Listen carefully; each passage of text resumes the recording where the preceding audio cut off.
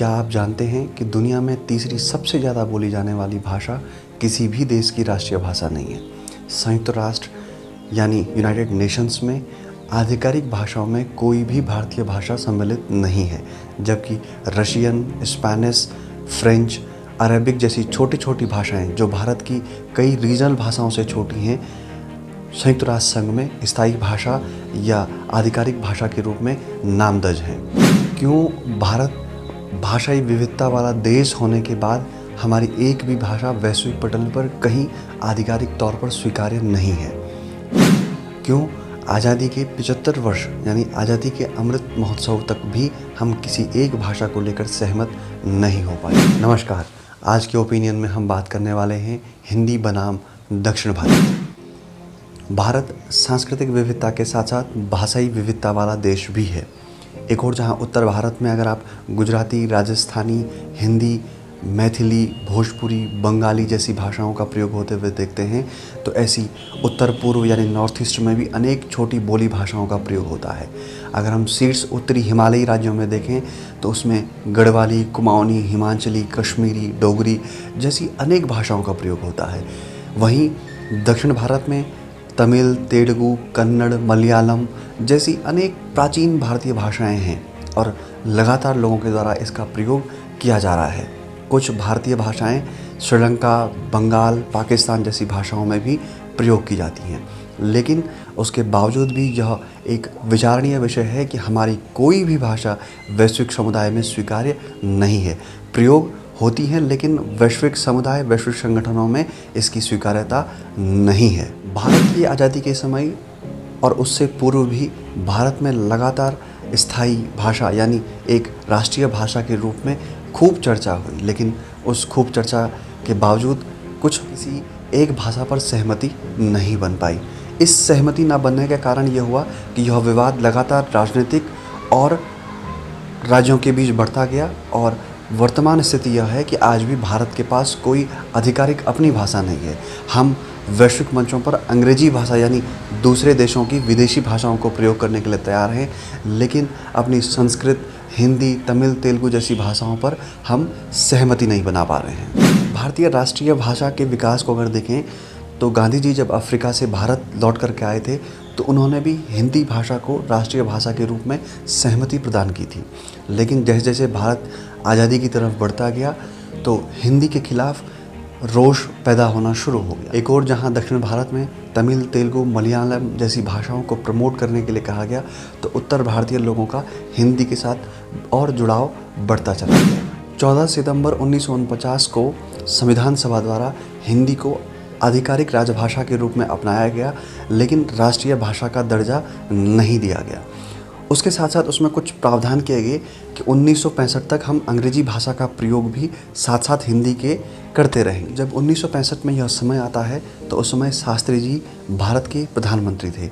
शास्त्री जी भी इस बात के पक्षधर थे कि हिंदी भारत की राष्ट्रीय भाषा होनी चाहिए, लेकिन पुनः एक बार दक्षिण भारत में इस भाषा को लेकर के खूब राजनीतिक विरोध होता है और कहीं कहीं आगजनी जैसी घटनाएं भी निकल करके सामने आती। उसके बाद भारत सरकार द्वारा यह निष्कर्ष लाया गया कि अभी आगे हिंदी के साथ अंग्रेजी भाषा का भी राष्ट्रीय स्तर पर प्रयोग किया जाता रहेगा। यह निश्चित ही हमारे मन में एक संशय पैदा करता है कि जब भारत में हिंदी के साथ अंग्रेजी भाषा को प्रमोट किया जा सकता है तो हिंदी के साथ दक्षिण भारतीय भाषाओं को प्रमोट करना क्यों नहीं विचार किया गया। यह निश्चित ही सोचने का विषय है कि अगर उत्तर भारतीय भाषा हिंदी के साथ दक्षिण भारतीय भाषा सम्मिलित ना करते हुए अंग्रेजी भाषा पर सहमति बनती है तो यह निश्चित ही कष्टदायी विषय होता है। समस्त भारतीय क्षेत्र के साथ साथ पूरे दक्षिण एशिया में हिंदी भाषा की स्वीकार्यता लगातार बढ़ रही है। चाहे आप उसे सिनेमा की दृष्टि से आकलन कर लीजिए, चाहे आप उसे संगीत की दृष्टि से आकलन कीजिए, या आप उसे आम बोलचाल की भाषा के रूप में भी देख सकते हैं। आंकड़ों को देखें तो 1900 से 2021 तक हिंदी भाषा विकास बहुत तेज़ी से हुआ है। आज हिंदी को प्रथम भाषा के रूप में प्रयोग करने वाले लगभग 65 करोड़ भारतीय हैं और द्वितीयक भाषा के रूप में भी काफ़ी अधिक संख्या में लोग हिंदी भाषा का प्रयोग करते हैं, यानी हिंदी भाषा को जानने वाले लोगों की एक बड़ी संख्या है। और हिंदी केवल भारत में ही नहीं बल्कि वैश्विक मंचों पर भी प्रयोग की जाती है।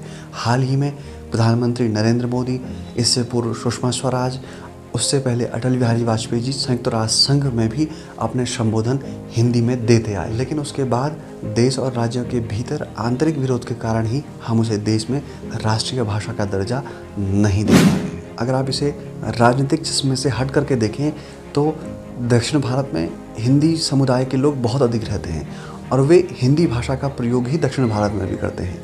उसके बावजूद भी दक्षिण भारत में लोग इस भाषा को जानते हैं, लोग इस भाषा में संवाद करते हैं, लेकिन सिर्फ राजनीतिक विरोध के कारण यह विषय गंभीर होता चला गया। हम एक सीधा आकलन इस विषय को लेकर के भी करते हैं कि अगर दक्षिण भारतीय लोग हिंदी भाषा में संवाद न करके अंग्रेजी भाषा में जब संवाद करते हैं तो क्या वे अंग्रेजी भाषा के प्रयोग से अपनी दक्षिण भारतीय भाषाओं को भूल गए? ऐसा नहीं है। एक और जहाँ भारत में लगातार अंग्रेजी भाषा का प्रचलन बढ़ रहा है, उसके साथ हिंदी, तमिल, तेलुगु, बंगाली, गुजराती और उत्तर भारत की अनेक छोटी बोलियाँ जैसे गढ़वाली, कुमाऊनी, हिमाचली, ये भाषाएं भी लगातार वृद्धि कर रही हैं। यानी इस बात से हम इस निष्कर्ष पर पहुंच सकते हैं कि क्षेत्रीय भाषाओं के प्रयोग पर किसी एक राष्ट्रीय भाषा, किसी एक राष्ट्रीय सरकारी भाषा के प्रयोग से अधिक फर्क नहीं पड़ता है, क्योंकि जो हम क्षेत्रीय भाषाएं हैं वो हम आम बोलचाल में अधिक प्रयोग करते हैं और राष्ट्रीय भाषा सरकारी प्रयोग, सरकारी प्रयोजनों, वैश्विक प्रयोजनों के लिए अधिक प्रयोग की जाती है। लेकिन फ़िलहाल भारत के पास ऐसी कोई आधिकारिक भाषा नहीं है। हिंदी जहाँ लगातार प्रगतिशील है, लगातार फैल रही है, वहीं अन्य भाषाएं भी इसके साथ साथ पूरे वैश्विक स्वरूप में आ रही हैं। लेकिन हमें इस सहमति पर आना पड़ेगा कि हम किसी एक भाषा को राष्ट्रीय भाषा के रूप में प्रयोग करें। अगर हम कुछ अन्य आंकड़ों की बात करें तो दुनिया के शीर्ष 10 पढ़े जाने वाले अखबारों में 6 भारतीय हिंदी अखबार हैं। इसके साथ साथ दुनिया के कई विश्वविद्यालयों में हिंदी भाषा को लेकर के काम चल रहा है। दुनिया के कई विश्वविद्यालय और कॉलेजों में हिंदी का अध्यापन किया जाता है। इसके साथ साथ संस्कृत का प्रचलन भी लगातार बढ़ रहा है। तो ये वर्तमान भारतीय स्वरूप को देखते हुए और संभावनाओं को देखते हुए केंद्र सरकार को हिंदी भाषा विकास पर और अधिक काम करना होगा। जहाँ एक और हिंदी के प्रचार प्रसार का विषय है, तो वहीं दक्षिण भारतीय लोगों में और दक्षिण भारतीय राज्यों में भी इस विषय को लेकर के सहमति बनानी होगी। उन्हें यह समझाने की आवश्यकता है कि अंग्रेजी के प्रयोग से अगर कोई नुकसान क्षेत्रीय भाषाओं को नहीं हुआ है तो यह हिंदी भाषा को लेकर के भी नहीं होगा। हम इसे केवल एक राष्ट्रीय भाषा के रूप में देखना चाहते हैं, हम इसे एक राष्ट्रीय भाषा के रूप में प्रयोग करना चाहते हैं। हमारा इसे प्रयोग करने का मतलब और भावार्थ यह कदापि नहीं है कि क्षेत्रीय भाषाओं को समाप्त कर दिया जाए, और ना ही ऐसा होने वाला है, क्योंकि ये क्षेत्रीय भाषाएं पारिवारिक भाषाएं होती हैं जिन्हें लोग अपने आम बोलचाल की भाषा में प्रयोग करते हैं और हज़ारों सालों से ऐसा होता आया है। लेकिन हज़ारों सालों से ये भाषाएं आज भी जीवित हैं, आज भी लगातार प्रसार हो रही हैं और लगातार आगे प्रसार होती रहेंगी। लेकिन अगर यह सिर्फ राजनीतिक विरोध है तो सरकारों को इस विषय पर गंभीर होना पड़ेगा कि हम वैश्विक मंचों पर इस वजह से पिछड़ रहे हैं। हमें किसी एक भाषा पर सहमति बनानी पड़ेगी। ऐसा न होने की स्थिति में हम वैश्विक मंचों पर अपनी भाषा को खो रहे हैं, हम अपनी भाषा विकास जैसे कामों पर पीछे हो रहे हैं। इसलिए हमें निरंतर इस विषय पर सोचना होगा, चिंतन करना होगा, संगोष्ठियों का आयोजन करना होगा और देखना होगा कि वैश्विक रूप से स्वीकार्य इतनी बड़ी बड़ी भाषाएं क्यों वैश्विक समुदाय में आधिकारिक भाषाएं नहीं हैं। हमें यह निश्चित ही गंभीरता से सोचना होगा और आपसी मेल जोल को बढ़ाना होगा, आपसी भाषाई विकास पर खुद से चिंतन करना होगा।